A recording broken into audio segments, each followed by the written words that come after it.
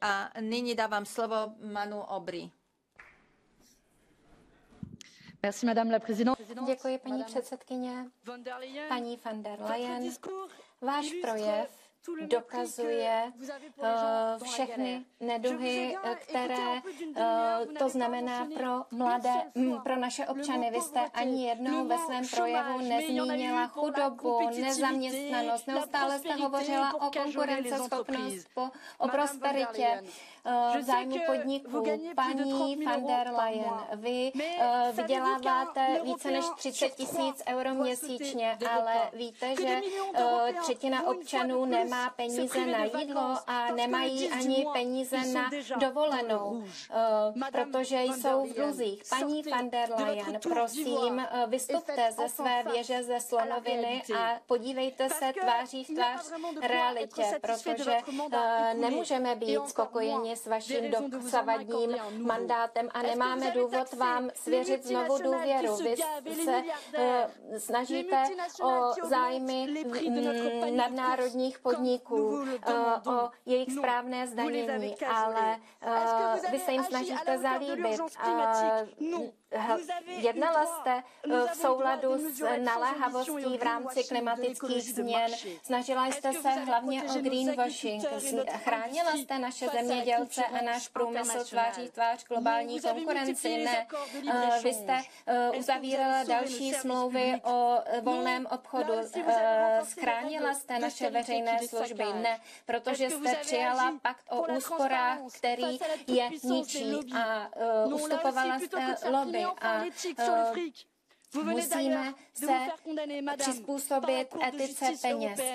Je tu Evropský soud, který hovoří o nedostatečné transparentnosti smluv o vakcínách. Nyní tu stojíte před námi, ale měla byste stát před soudcem. Paní von der Leyen, slyšíte hlas míru. Vy říkáte, že je potřeba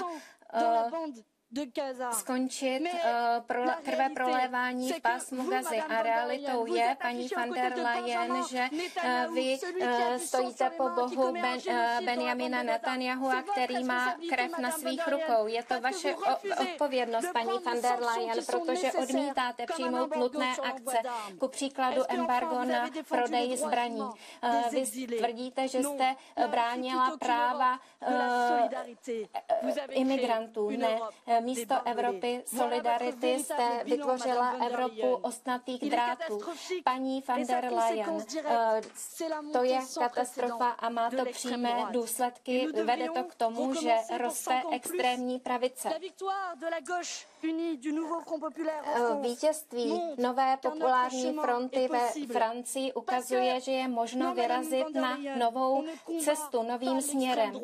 Nemůžeme pouze bojovat proti extrémní pravici tím, že budeme opakovat jejich hesla.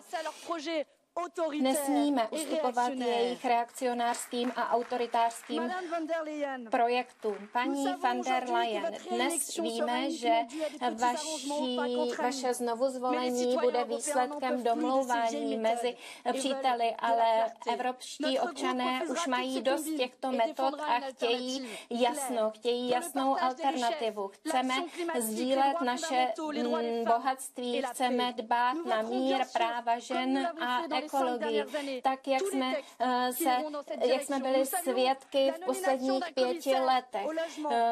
Chceme, aby byl nominován komisař pro bydlení. Nechceme pouze slova, ale chceme činy.